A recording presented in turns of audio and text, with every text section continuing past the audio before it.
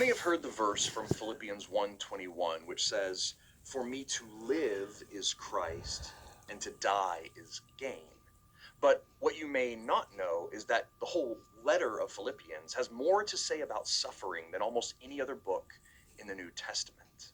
The Apostle Paul wrote this letter to the church in Philippi, where some of his closest friends and most long-term supporters lived.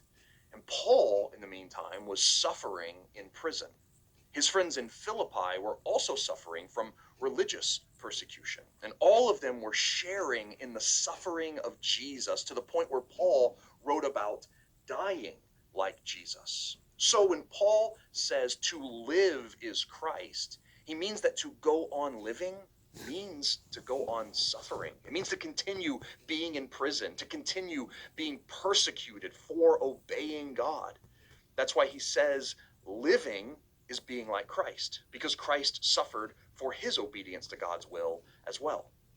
Yet, Paul knows suffering is his and the Philippians' future. They will both go on living and suffering in the same way Jesus did. Just as Jesus' suffering brought life to the whole world, surprisingly, their suffering will bring life to those around them. But Paul also says to die is gain. Most of us don't think about dying as a way to get something, but as the place where we lose everything. However, Paul knows that when he dies, he will be with Jesus, which for him is the greatest gain imaginable. Just as Jesus, before his death, rejoiced that he would soon be rejoined with his Father, Paul rejoices that when he and his friends die, they will be with God too.